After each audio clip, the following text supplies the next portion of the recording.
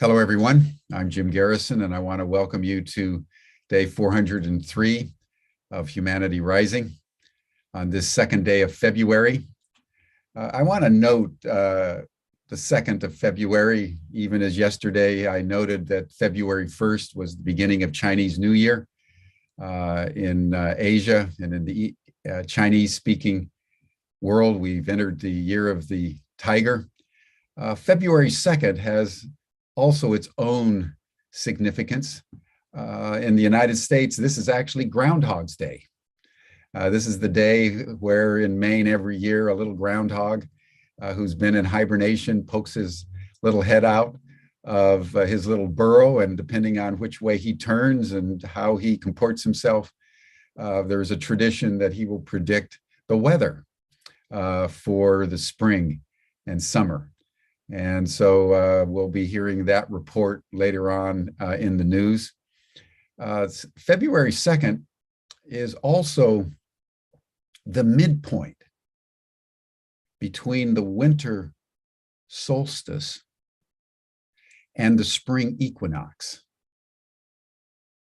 So right now we're in the middle between the darkest day of the year and when the dark and light are in equipoise, but with the light rising to spring. And if you know your Greek mythology, this is the day when the goddess Persephone, the daughter of Demeter, you remember she goes half the time down into the underworld with Hades, who abducted her. And this is the day when she lights a candle in the darkness of Hades and begins her ascent to the terrestrial realms, greeted by Demeter. And she arrives at the surface of the earth on the spring equinox. So this is a day that's demarcated for thousands of years as a particularly liminal day. And in the Celtic tradition, it's known as Imbolc. It's the feast associated with Saint Bridget, who was both a Druidic high priestess and a Christian nun of the 6th century Ireland.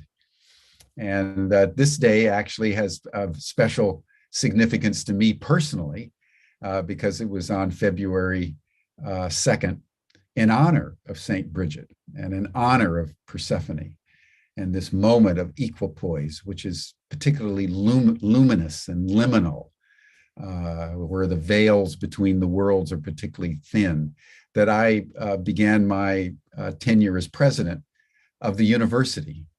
So today marks the 17th anniversary of me being president of what is now Ubiquity University.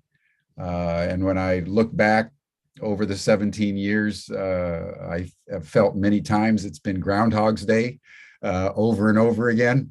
And many times I've been in the darkness, and many times I've lit the candle. And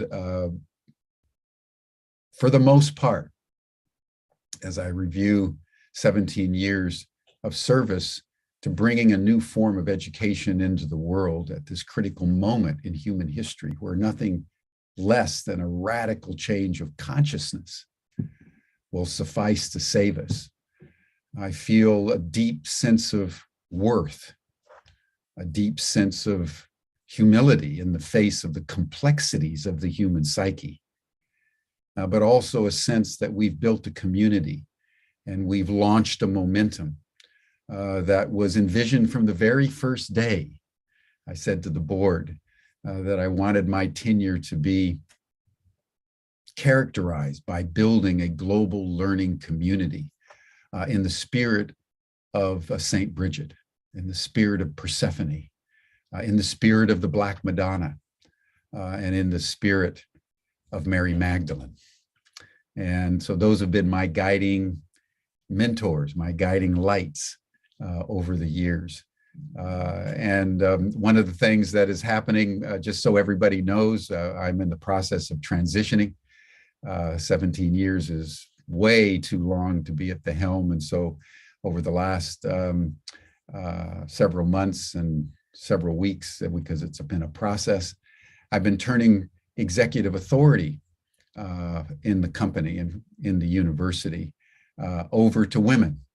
I believe very deeply that leadership in the world, as I've said many times on Humanity Rising, the world needs to be led by women. So you should all know that on my 17th anniversary, I am no longer the chief executive officer.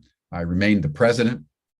I'll continue to focus on Humanity Rising, which is, I just love it with all my heart, interacting with all of you day by day with Rick and I and the people that are working with me, Matt Robertson and all the staff. This is what I want to really put my heart and soul into, is really to build out a global community so that humanity can rise. But the leadership, the executive leadership of the company now is with women. Leslie Southwick, who you all know, she's been on Humanity Rising a number of times, is now the chief executive officer, along with Shelley Alcorn and Barbara Fakar and Michelle Rafante, forming a queen bee function for the university, because we're shifting state as we go into the next phase, into a hive formation. And those of you who've kept bees know that the center of every hive is a queen bee.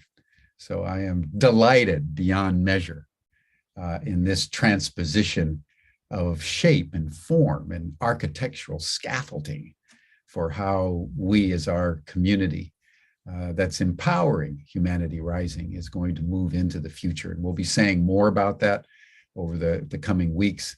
We'll be announcing something very significant on the 1st of April, but just wanted people to know on the 2nd of February, as Persephone lights her candle, as we honor St. Bridget, and we hold this moment of equipoise between the realms, that humanity is rising in this very important time.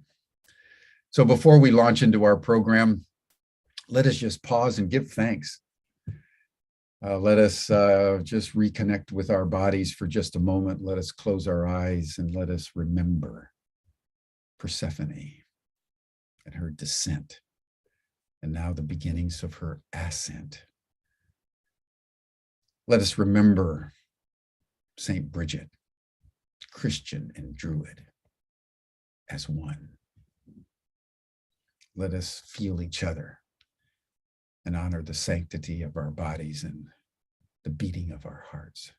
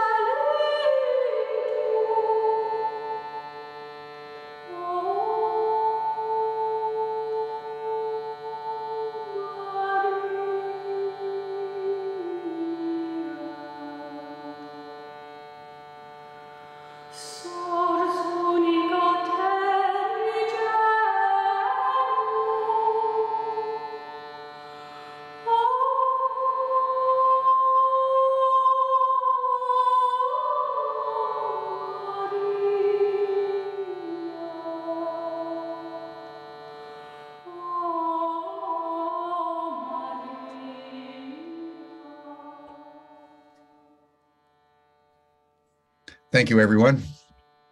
It's a wonderful thing to be able to commemorate milestones with all of you. And today we want to commemorate an additional milestone maybe the most important one of all. And that is, it was 100 years ago today that one of the greatest poets of the German-speaking language, Rainer Maria Rilke, began to just channel several of his greatest poems, sonnets of Orpheus, who also descended into the netherworld and came back again. Although you remember he lost his wife, Persephone. Not Persephone, I forget who his wife was, that she turned back and then had to descend back down. The Duino elegies, his two greatest works, according to many scholars. And to comment on that and to help us celebrate Rainer Maria Rilke on this momentous anniversary of his greatest poetry, we want to turn to Ludwig Max Fischer, who has been on our program before. He's a scholar of Hesse, Hermann Hesse, who probably almost all of you have read. You've all read Rainer Maria Rilke. He's also a scholar of Rilke.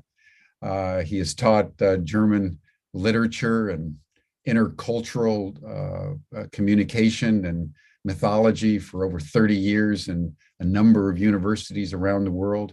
He's passionate about the ecosystem and natural health, and is one of the great public intellectuals, I would say, of our time.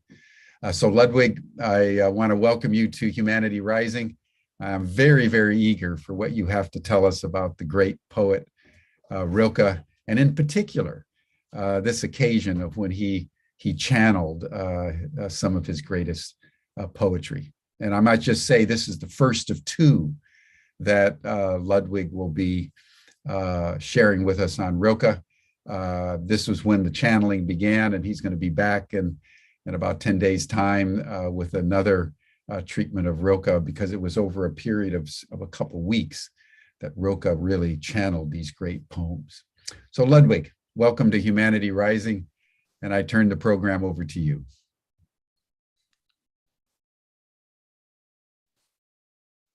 Well, thank you, Jim.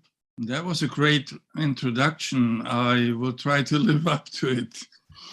So I want to add some things that also make this day very special.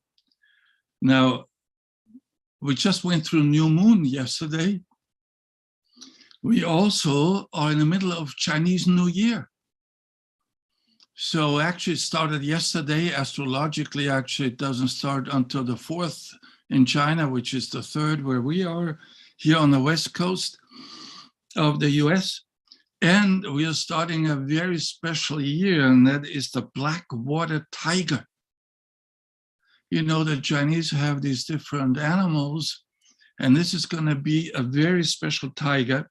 In the Taoist philosophy, this is going to be about willpower and clarity of direction. That is what we're going to focus on.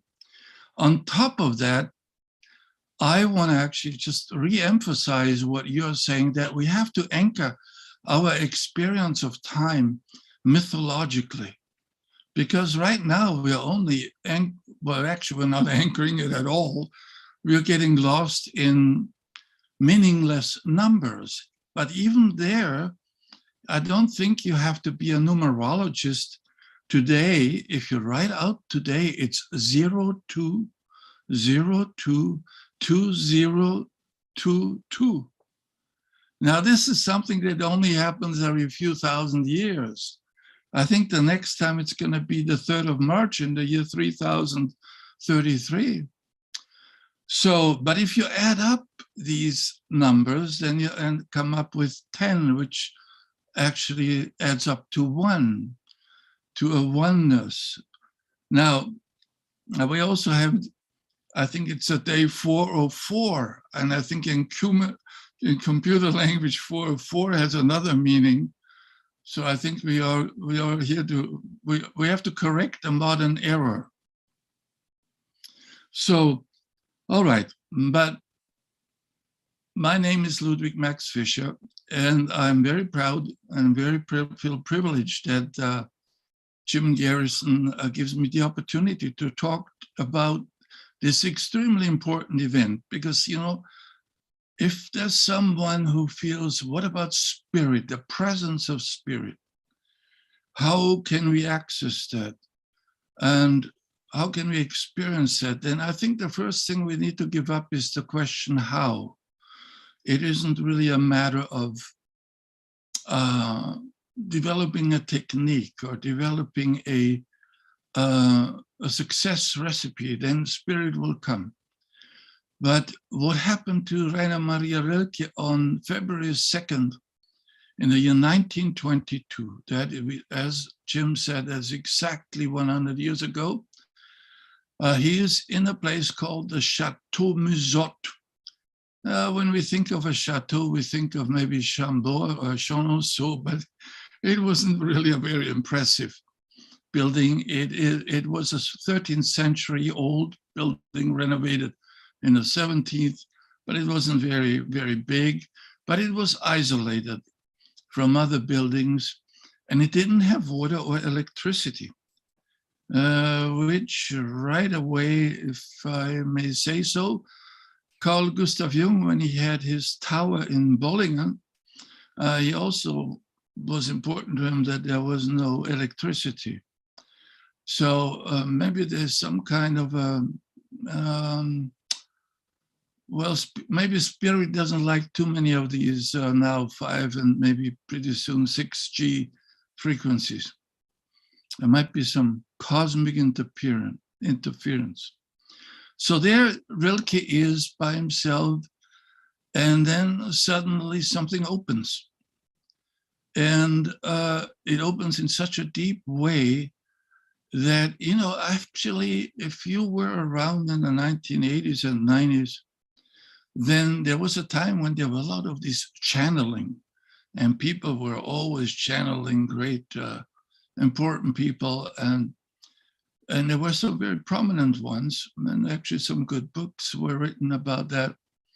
And then it kind of faded a little bit. It became a bit, maybe a fad. So for Rilke, I think he transmitted something to the world, an insight in these Duino elegies and the sonnets to Orpheus. And what did he do in order to receive that enormous gift?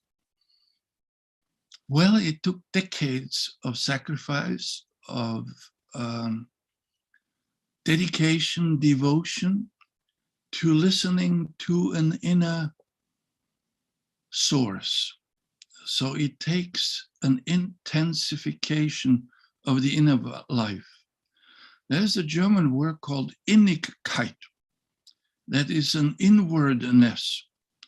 It's an antidote to this culture or civilization of distraction that we live in, that makes all of us extremely, or forces us even to be extroverted and switch from this to that, and it will never be quite enough what we receive.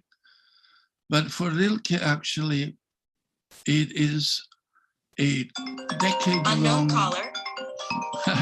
This is just my iPhone that I have with me.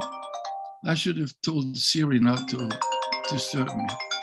Anyway, so for Rilke to receive this tremendous gift, he paid a heavy price, a very heavy price, because his life was not easy. He lived a very, very difficult life.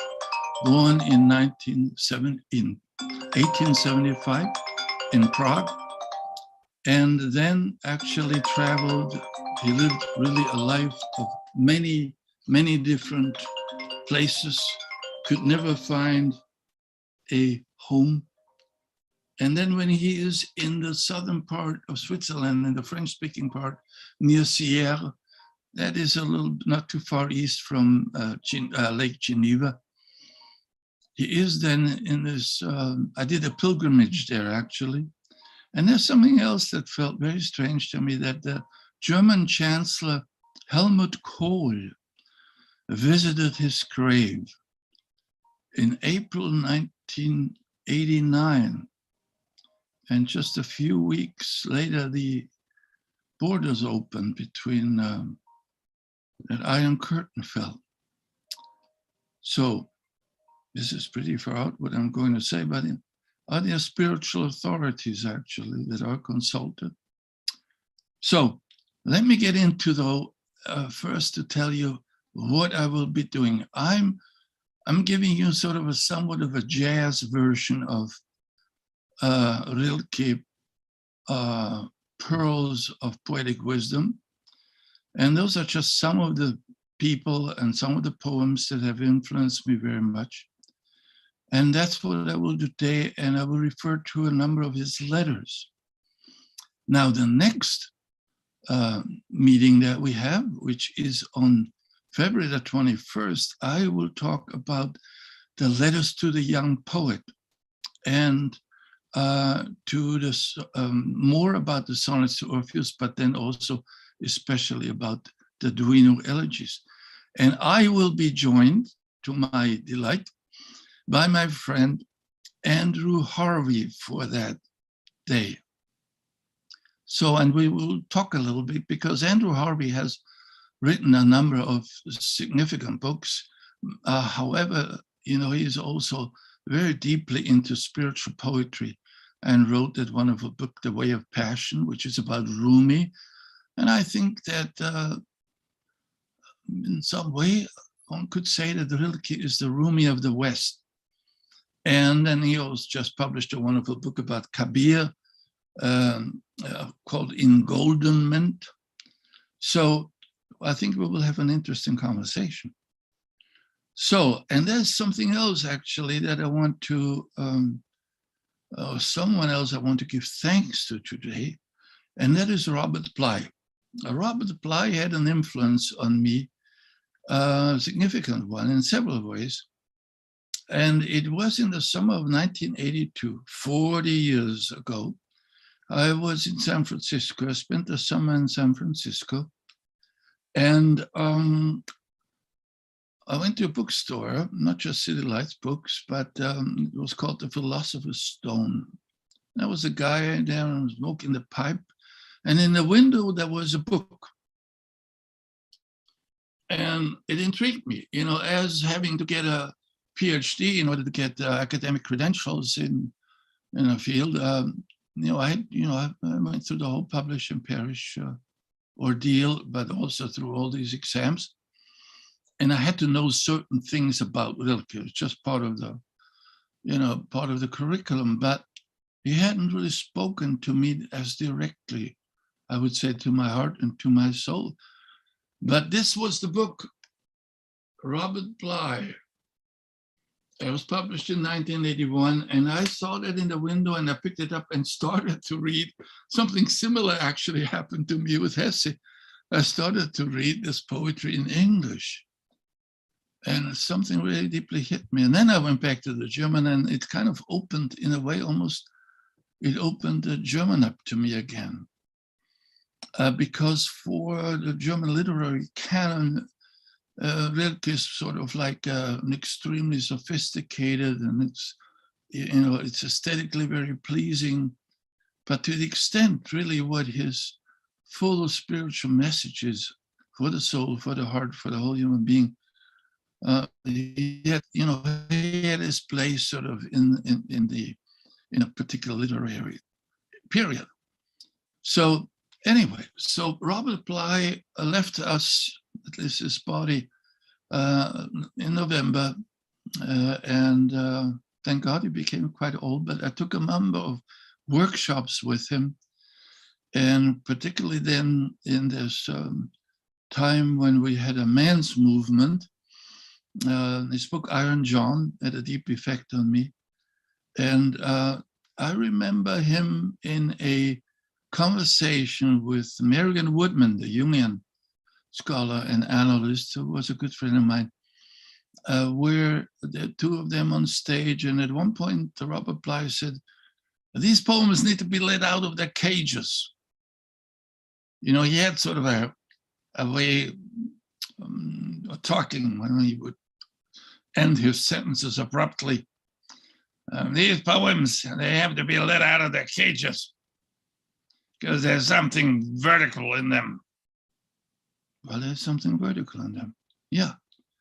We are dealing with words that have deep roots, and they reach way up into the sky, into the cosmos, and they connect us through, helping us to attune to that vertical axis that has been, of course, so much neglected in these modern infatuation with the horizontal plane, where we gain more and more speed, but not necessarily more meaning. And actually, about opening up the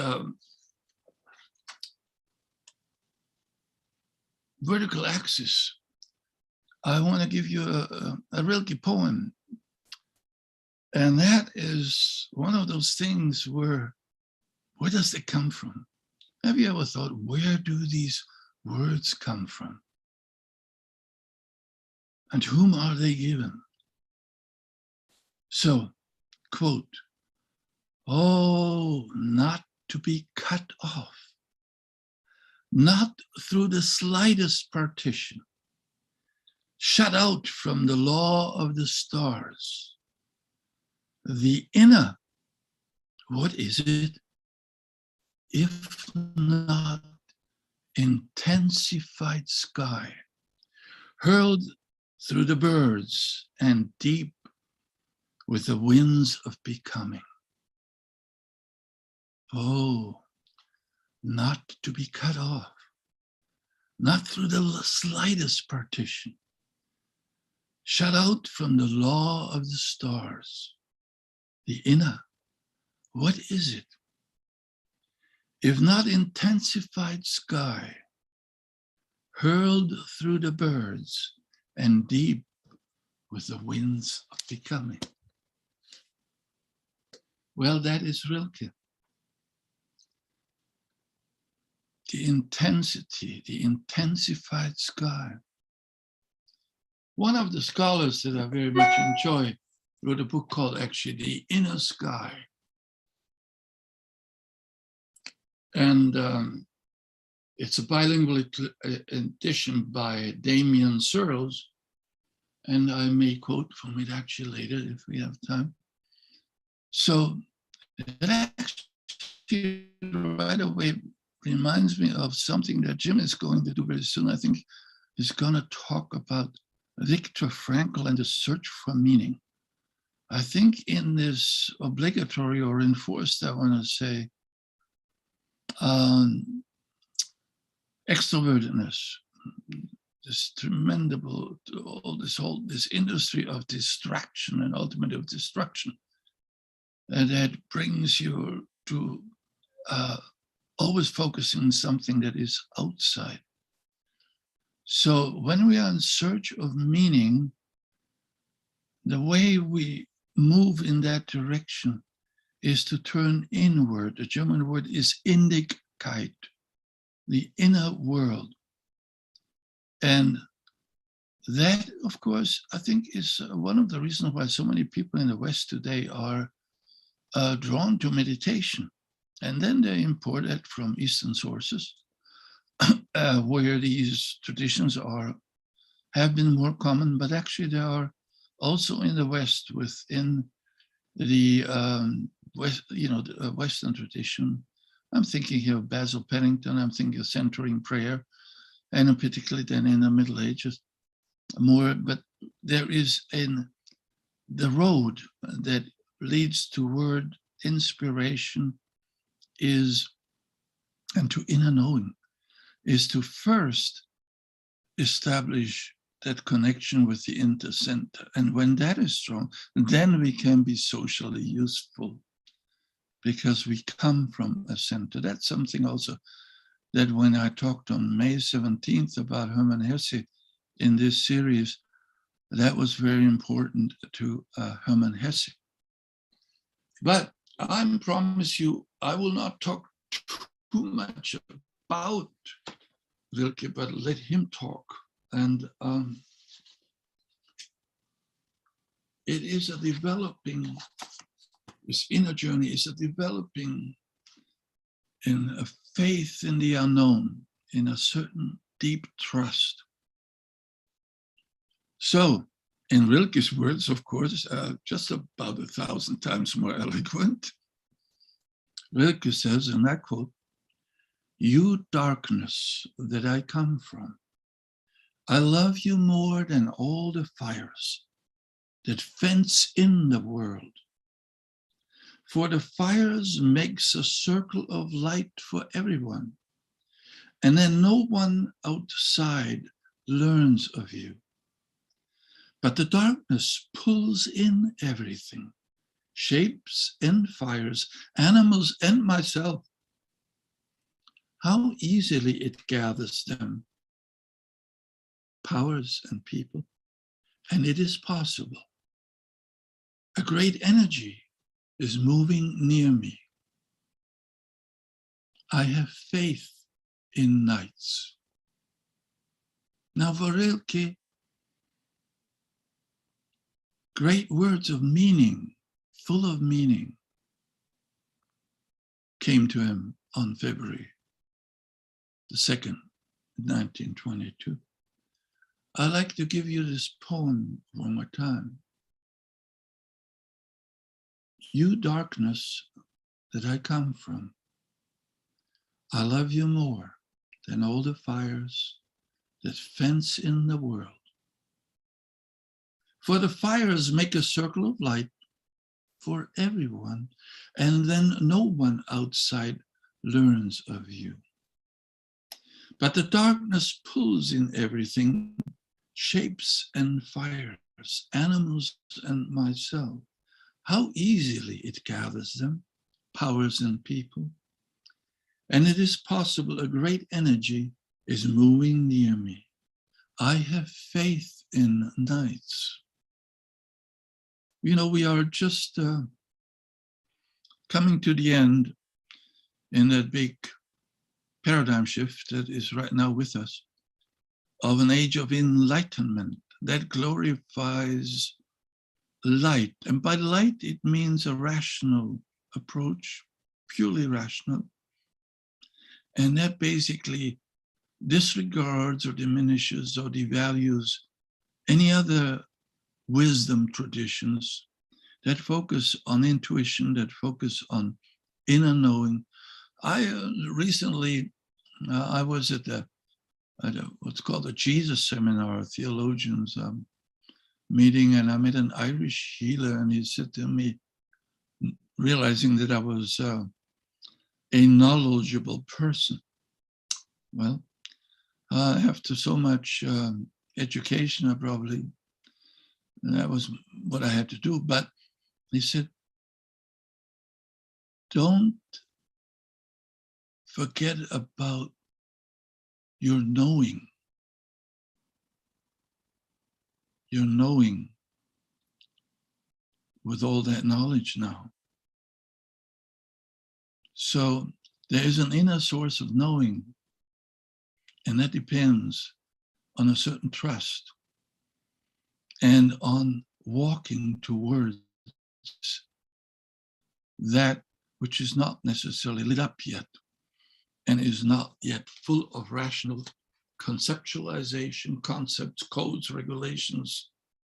And usually when codes and regulations in a particular organization are strictly enforced, that means they have to be enforced because there's something that was lost in terms of connecting to the people in a deep trust to a deeper source, like it came out through the great prophets and the great founders of the great religions.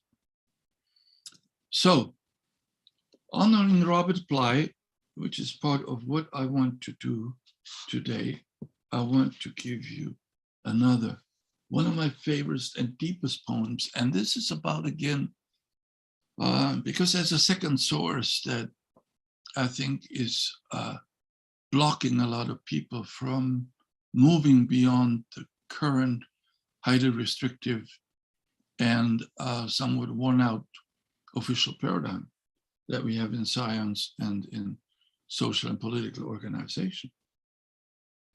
So this is one of the poems that I think for me, it kind of does spiritual surgery to my mind.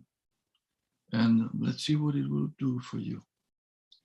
So, very difficult to translate the title. It's called Der Schauende. Now, this is the one who sees, the one who contemplates, who is having a deep insight. So, it's the Robert Ply translation.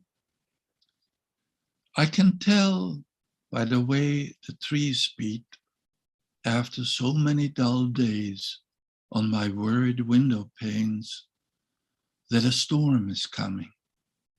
And I hear the far-off fields say things I can't bear without a friend.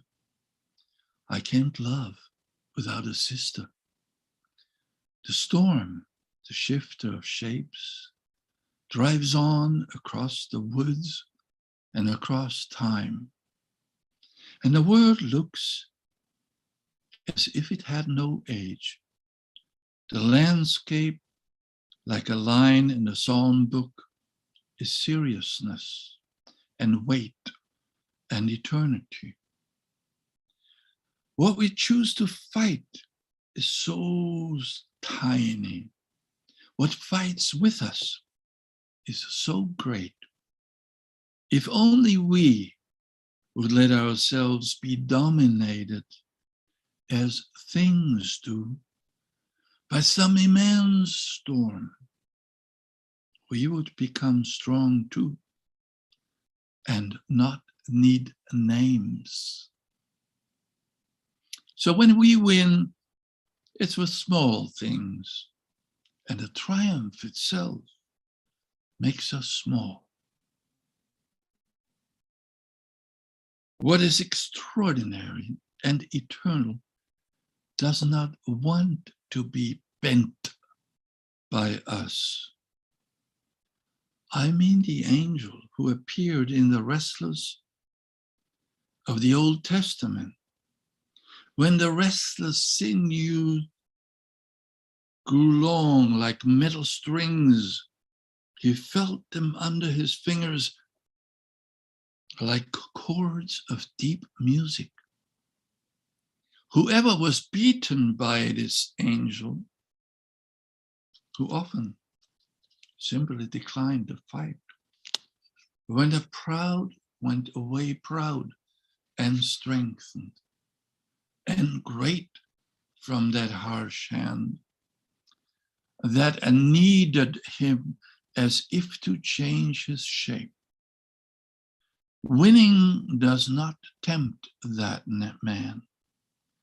This is how his grows, by being defeated decisively by constantly greater beings.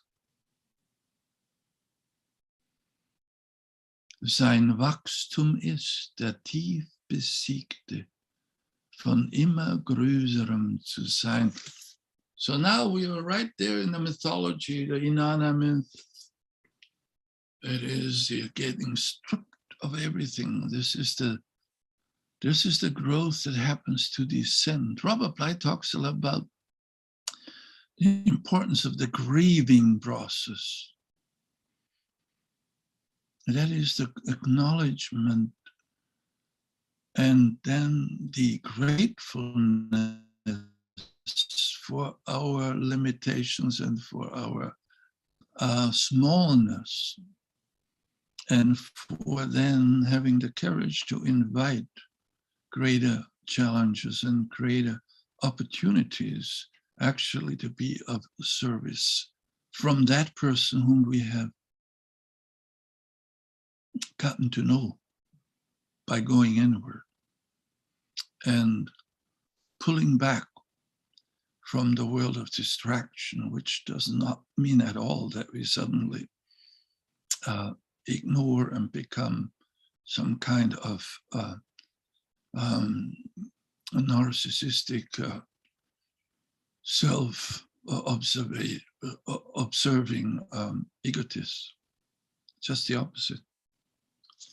So, Robert Ply And in his work, I think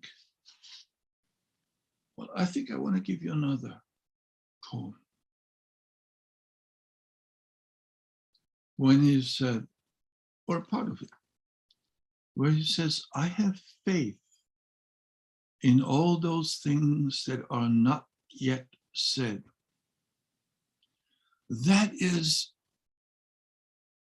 he had the courage, but everyone can develop that courage to kind of dive down into the depths of that ocean where the great, powerful, meaningful words reside.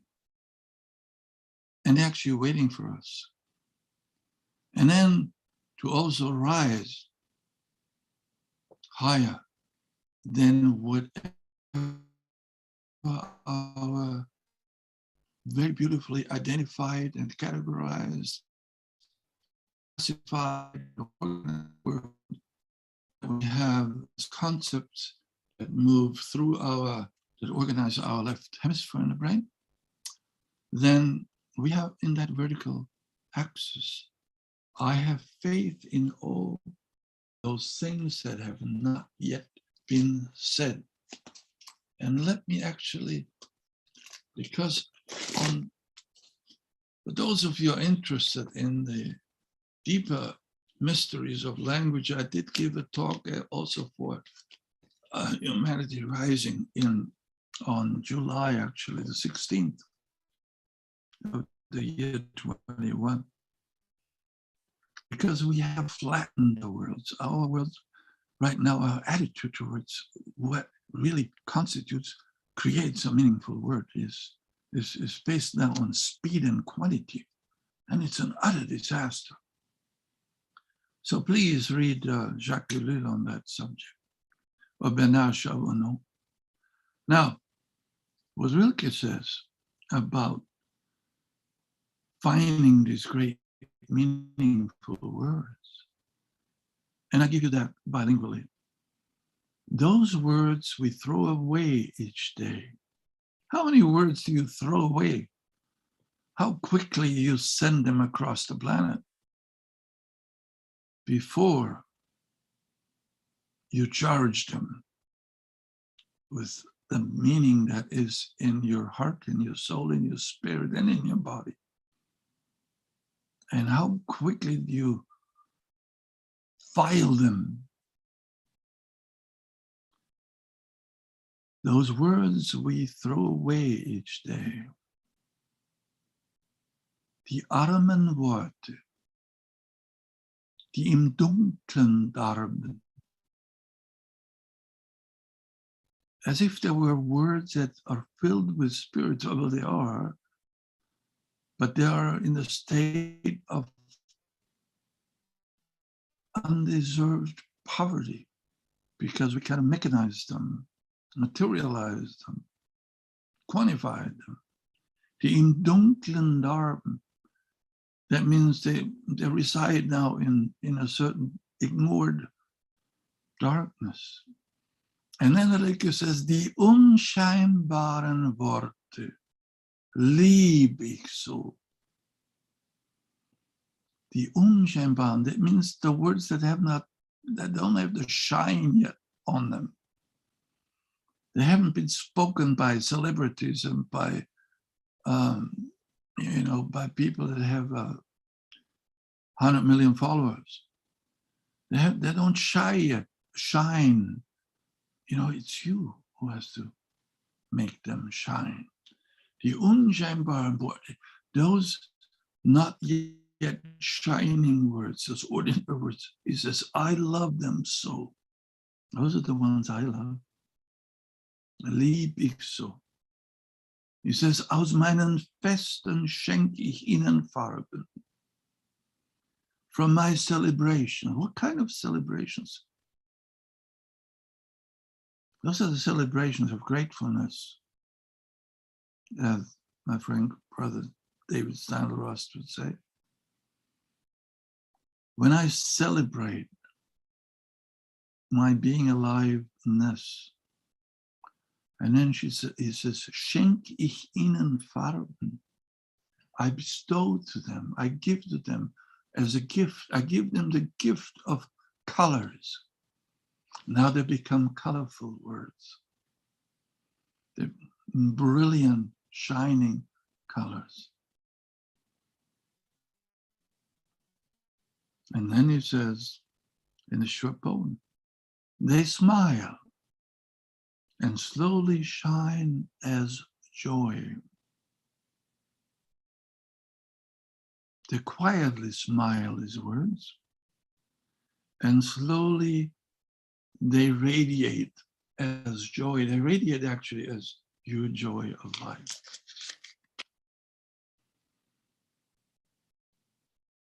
So,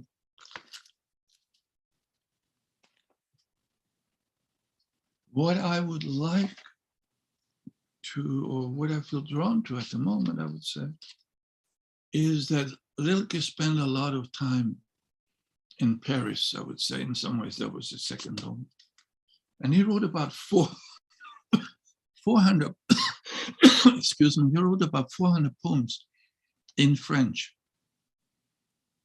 And they were translated by Pula, wonderful translation. And I just want to give you three brief of these poems in the English translation of the French. These poems, they do not exist in German. I, at one point, thought I really should translate them in, but translating Rilke in German, I thought that I didn't have.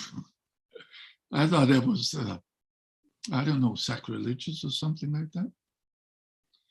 So Rilke, in English translation by Pula, all my goodbyes are said, many separations slowly shaped me since infancy.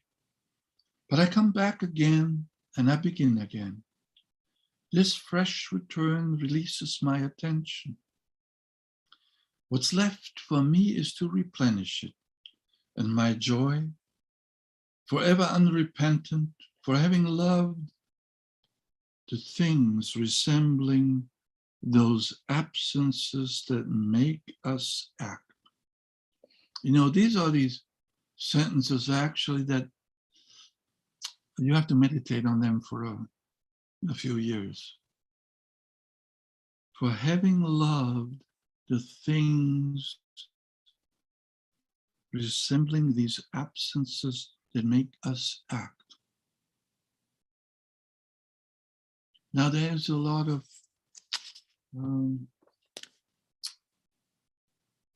attention that has been given to Rilke's thing poems.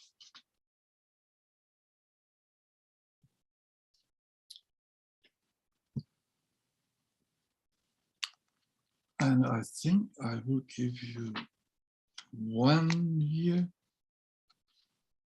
called In This Life of Neglect. In this life of neglect, is there anything desired by those who have never understood how all things support, answer, and attract each other in an infinite exchange?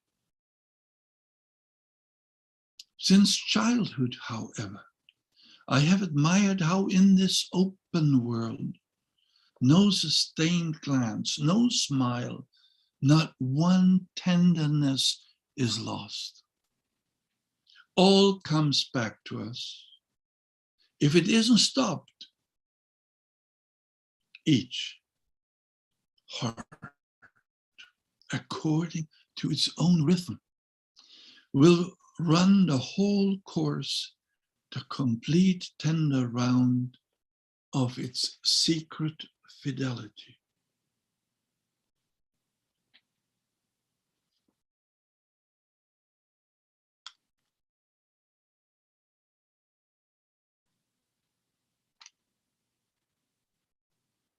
Yes, so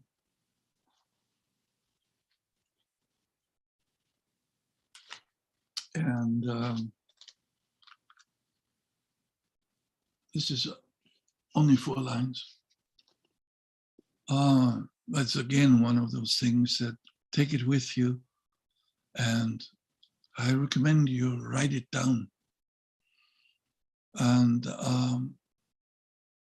say it out loud.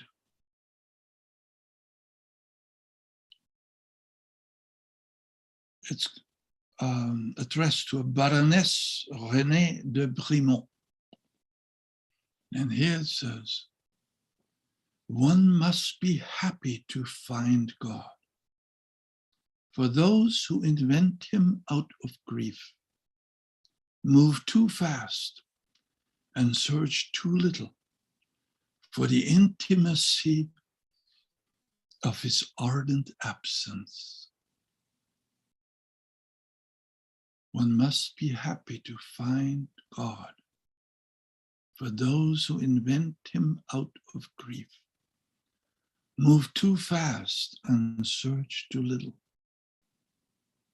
for the intimacy of his ardent absence.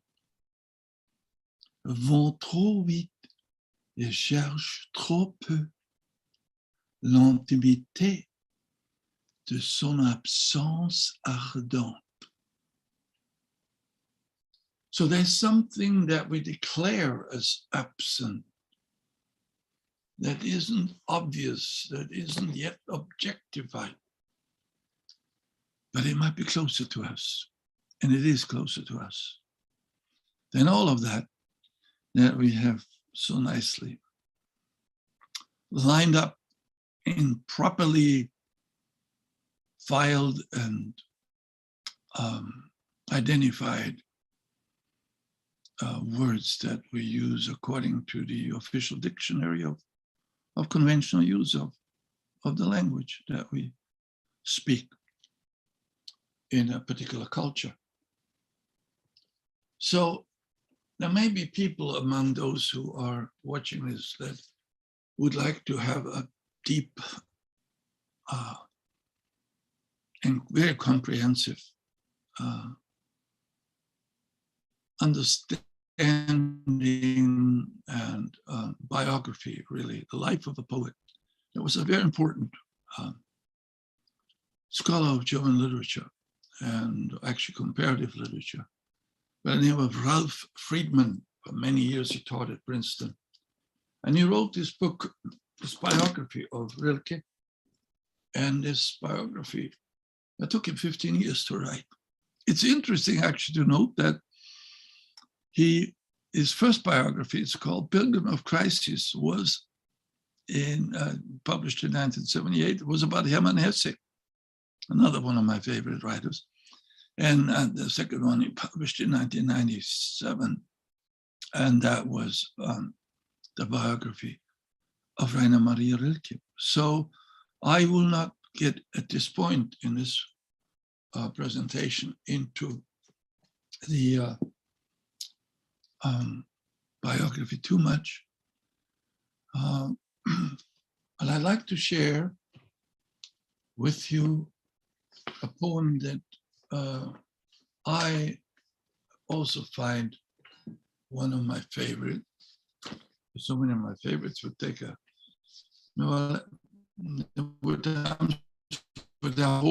had a whole semester with students actually to go through many of them. But I'm happy to share the ones that we can hear today. And here I would like to just recite it by heart.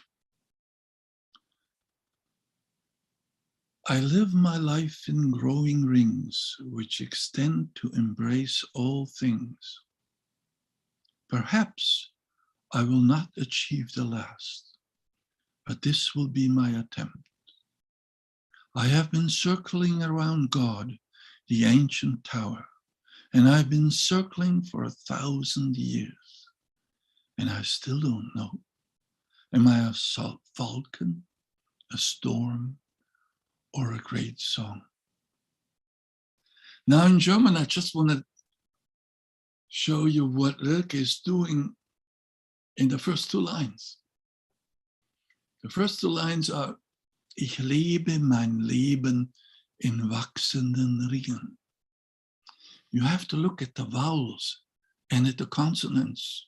Ich lebe, you have this soft, they're related actually. All consonants come from the elements of the earth. Get more into detail, you go and get into Rudolf Steiner. Ich lebe mein Leben. There's no harsh sound in here. Ich lebe mein Leben in wachsenden Ringen. And so you have the E and the I sound, which are, when you pronounce them, actually the E resonates here in the throat chakra, and the E sound in high in the head. You can try that out. Just sound these vowels for a while, and you find out the O is right here in the rib cage, and then the O is in your belly, and the U is in the pelvic cavity, which forms actually you. So, ich lebe mein Leben in wachsenden Ringen. And then in the second line, he literally pulls you energetically up into the inner sky. Die sich über die Dinge ziehen. Can you hear that? Die sich über die Dinge ziehen.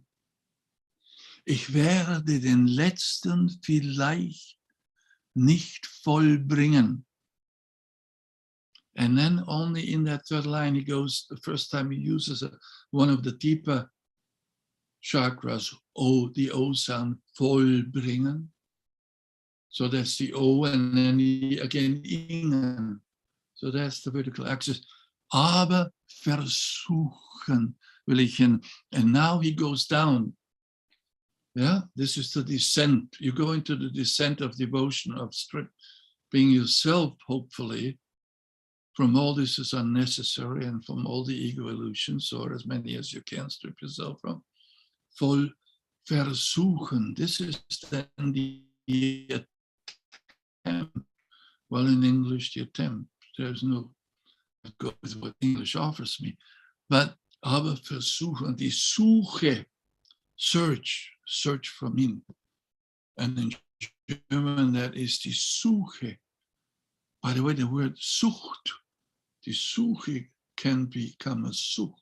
That is then actually an addiction by itself if you are searching then for verification of your illusions about your ego. So now, one more poem. And this, of course, is probably the most famous one. And I still sort of get in a straight feeling of awe of, it's just impossible. Nobody can say that way. So we have here the poem by Rilke, translated by Robert Ply and by Stephen Mitchell. Stephen Mitchell is another very prominent translator of Rilke poems, and there are dozens of them, dozens really, some of the most competent people. So this is the poem called The Panther. And how did this poem, The Panther, come about? Well, you know, he was for a while some sort of a secretary of the sculptor, great sculptor, Rodin. So the year is about 1908 in Paris. And Rilke was one of those poets who felt there was something ripening in him, and it just didn't come forth. And so he had writer's block, sometimes for years. He was helped then by Paul Valéry, who had also some dry periods, and how he overcame the dry spells. But for Rilke, that was an inner sense of knowing, but he was not able to express it. And Rodin was a completely different kind of artist. And he just said, il faut travailler, travailler, travailler. You just have to work, work, work. You just take a big block, a big rock, and you cut everything away that doesn't look like the thinker. One of the sculptures of Rodin. So here we are, Rilke. Finally, Rodin said to him, go to the zoo. Well, at that time, the Jardin des Plantes, the botanical gardens in Paris, also had a zoo. and there was a panther in the zoo. So Rilke went there and he looked at the panther. Well, he went there in the morning when it opened. I think it was from like 8 to 5. I went there for 3 weeks and looked at the panther until the poem came, one of the greatest poems in the German language. So Robert Ply says, from seeing the bars, his seeing is so exhausted that it no longer holds anything anymore. To him, the world is bars, 100,000 bars, and behind the bars, nothing. Now, Stephen Mitchell says in that first stanza, his vision from the constantly passing bars has grown so weary that it cannot hold anything else. It seems to him there are 1,000 bars, and behind the bars, no world. Now I say,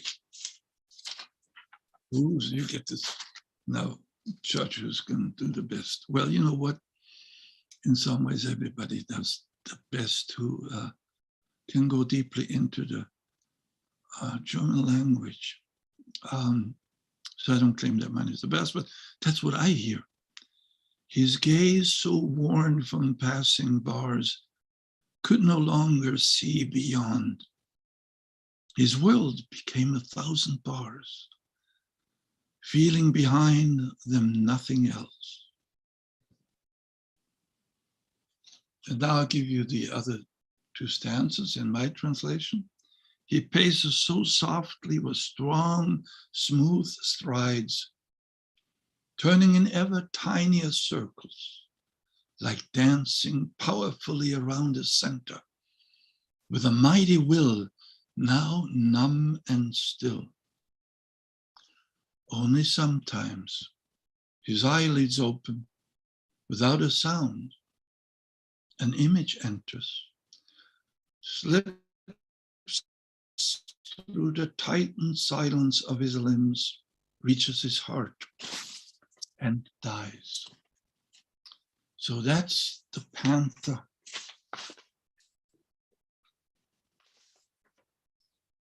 Now I ask for you to let the sound happen to you. That might not be very easy, but you know, a lot of the deeper meaning in a poem is within the sound and the rhythm. So this is the panther in German. So this is only 12 lines, but just let it flow over you like a sound shower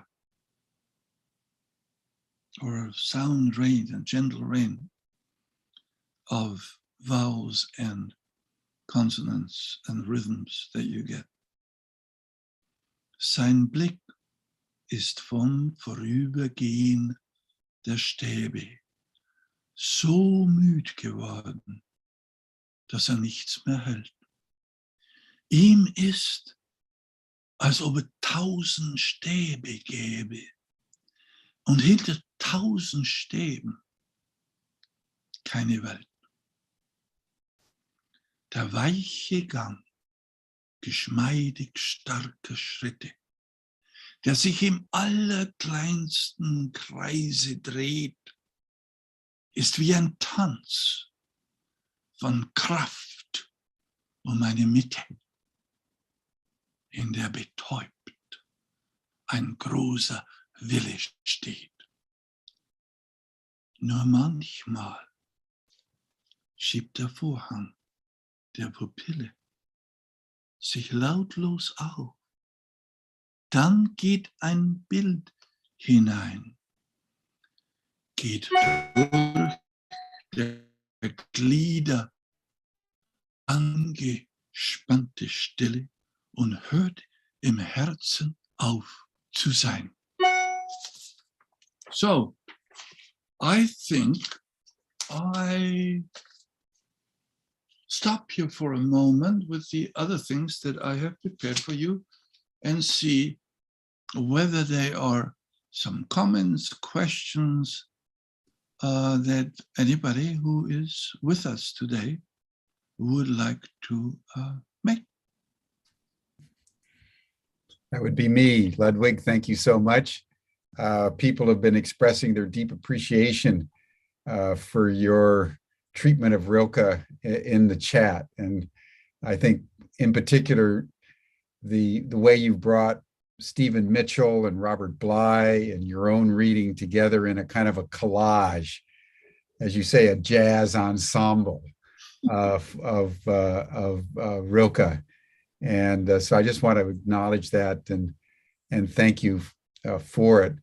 You know, the question that was coming up in my mind is really what was happening to Rilke in his life. I know you touched on it, but I was thinking of Nietzsche and the kind of the origin of Thus Sprach Zarathustra. You know, he had just gone through this devastating love affair with the lovely Sabine.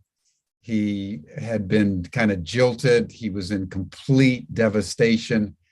He'd retreated to a house on the side of a lake in northern Italy.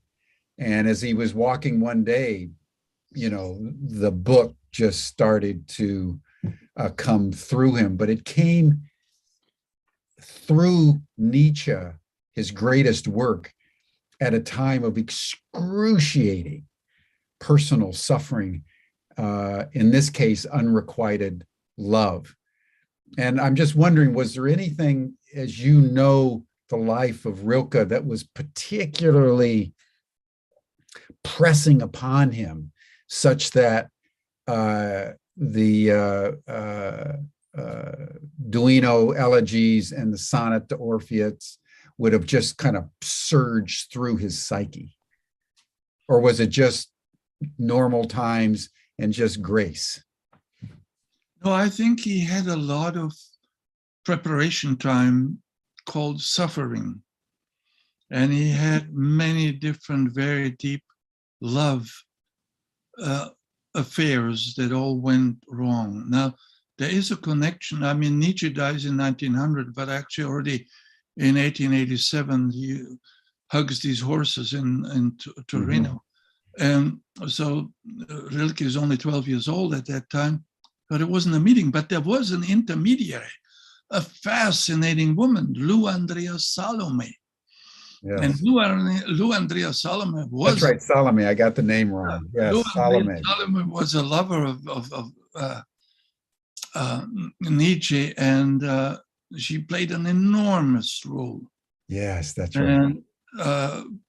And Rilke was deeply in love with her, but she was actually 14 years old. She was born in 1861 in St. Petersburg.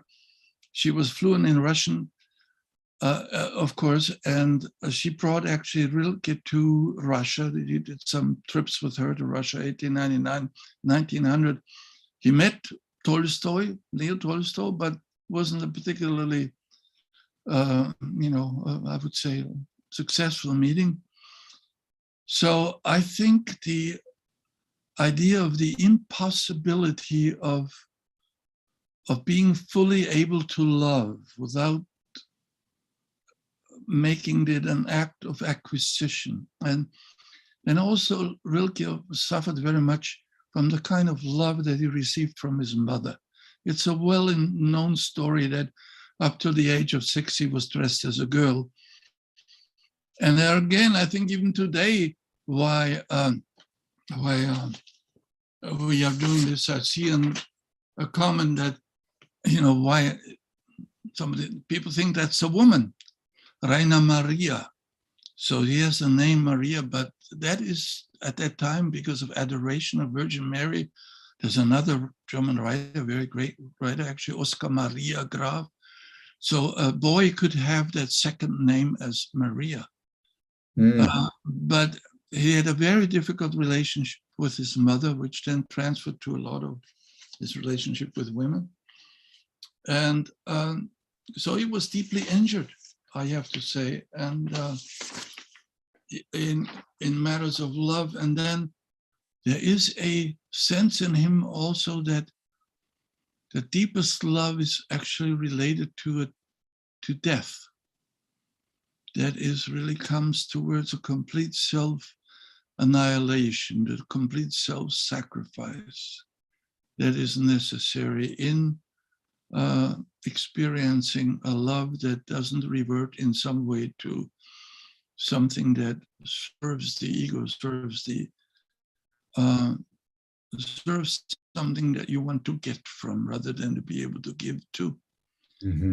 I think that Rilke was also very, very shy in his contact with other people.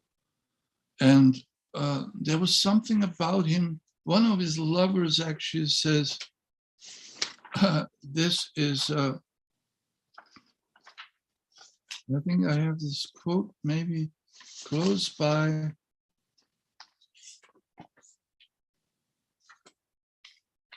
And maybe not, wants to escape me right now. But where one of his lovers says about him, I don't think he's a man. I think he is some sort of angel that came. One of his mentors, a woman that he was very close to, is Marie von Thun Taxis. Very important, there's a very important exchange of letters. And Marie von Thun Taxis called him Serafico, for Angelico. So there is this sense of he's somewhere there's something really not earthly about him. And they were almost, one of his lovers says, I'm almost afraid that he would come down to earth as an ordinary person, because then he might not be, again, lose this quality of and I found here this quote where it says, and that was Benvenuta, the woman he called Benvenuta, one of his very important later lovers. He quotes Rilke, she quotes, he asked God each day to make him able to love me in a way conducive to my happiness. Right? Here's the key, not to his happiness. And he again and again fails to do so. Should I feel that it would be too difficult to bear and share life as his, then he asked me to return to my own life without promises. For me, he's a voice from God, an immortal soul, fra angelico. Everything that is good, sublime, sacred on earth. But he's not a man. I'm indescribably afraid of seeing him humanized. Seeing humanized the profound, exclusive feeling I have for him. So here there is a sense of that we have a voice that maybe some people will, there are different great prophets that dealt with revelations, St. John and Patmos, and there are other people that came through to the human understanding of the world, physical and spiritual, emotional and mental, that there are messages from a deeper realm. And then some of them founded religions. And in case of Rilke, I think he is a messenger of spirit. And I think in that, he opens the door for us. What we need to do right now in our paradigm shift is to give room again to spiritual learning. I remember being with a very close friend of mine, Bert Hellinger, philosopher and family constellation person, and spending some time with him in Birch Island, Manitoulin Island in Canada with the Cree Indians, and being present. There are in the indigenous world that we need to completely revalue. there is a presence of spirit that is palpable, that is not something that you have to kind of try to find. We have ignored, neglected, dismissed, devalued what is present as a way of knowing, as a way of educating a person, where we also focus on what spirit and people that bring through divine messages to us. And there are people who feel that I feel that way. Rilke was one of these things that can change your mind, open your mind in a very deep way. Ludwig, let's dwell on that just for a moment. How Yeah. do you, as both a philosopher and as someone who's really studied the lives of these people like Hesse, like Rilke, then how do you understand the phenomenon of channeling? Because it's clearly something that really exists. You know, the mediums channel. There's all kinds of ways that energies pass through us. Many writers and poets say that, you know, when they have their inspiration, it's not so much what they create, it's whether they can remember what's coming through their psyche, because it's coming in their experience, it's coming from an intelligence not their own. So how do you understand the phenomenon of channeling? Well, first of all, I don't claim to understand it, but I will give an attempt of what. Yeah, well, I mean, just your perception on it, because I think.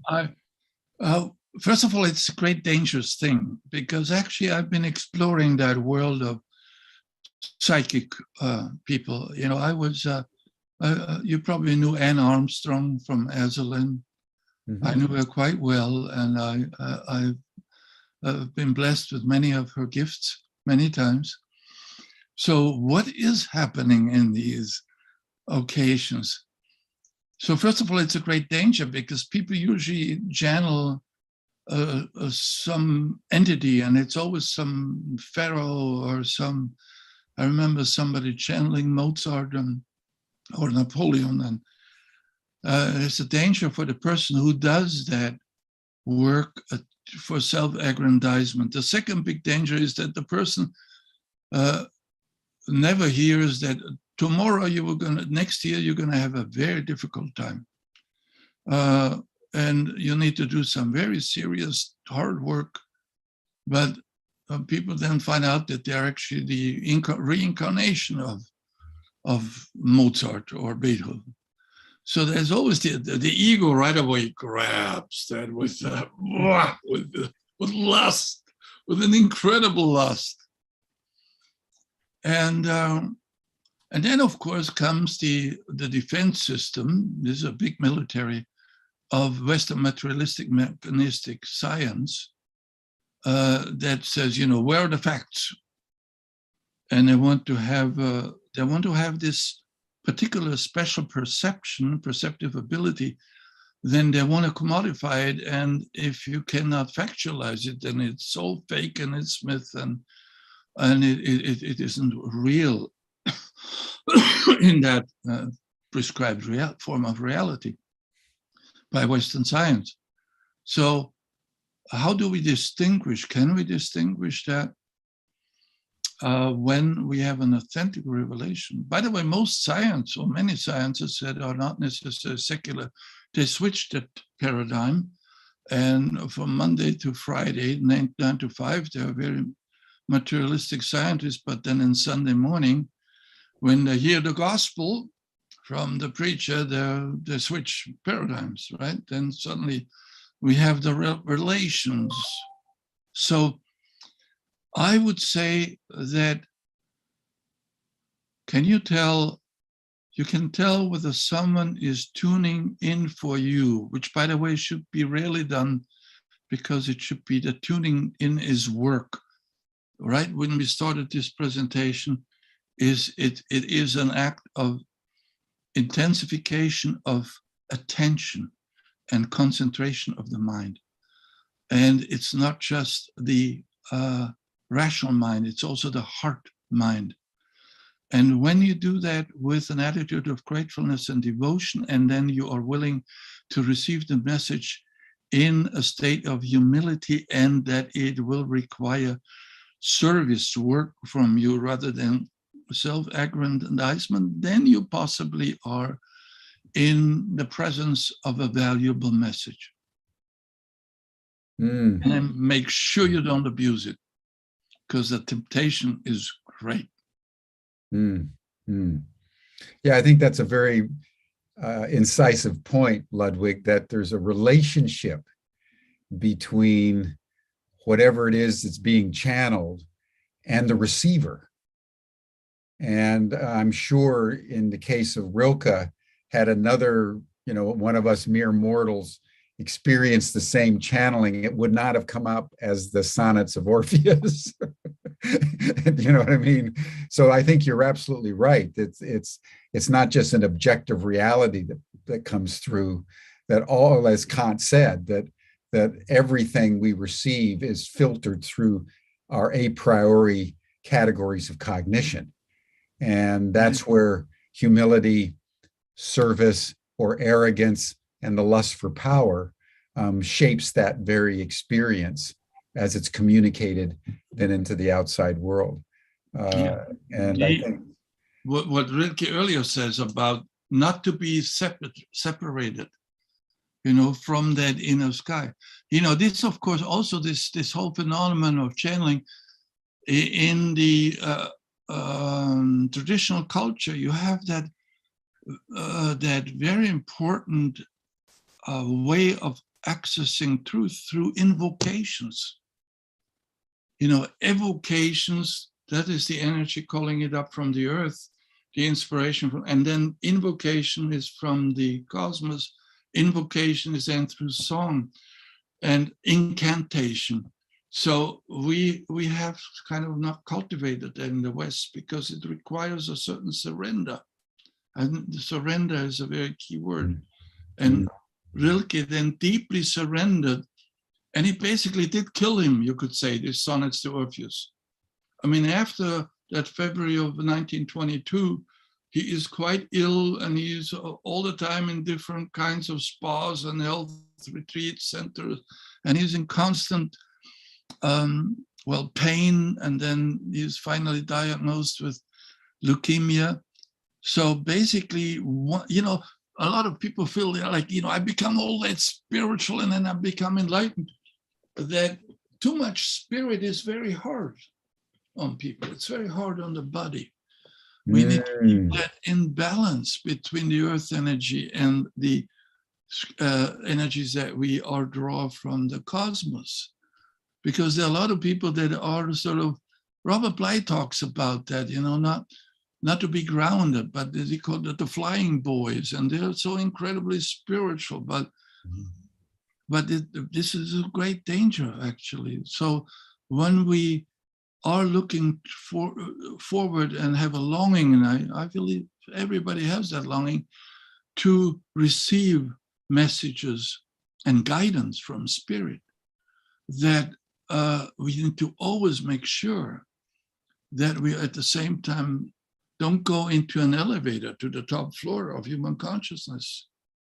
You know what I'm saying? And then lift off from the top elevator and stay in 7th chakra or 8th chakra, if you count it that way.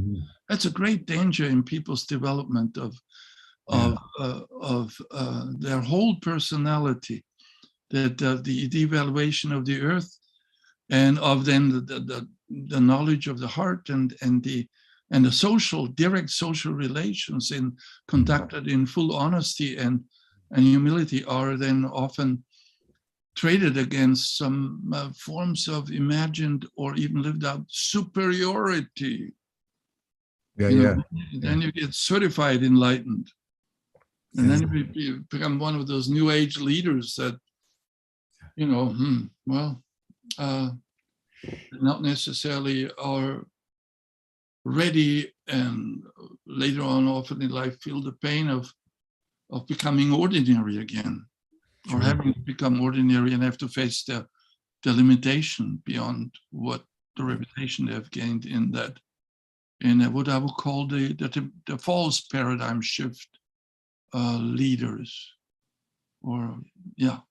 So Well, as Kurt Kruger's putting in the chat, how many of the gurus have fallen prey to the arrogance of power or just sexual lust and violated, every conceivable social and moral norm in the process as they're speaking truth from their thrones.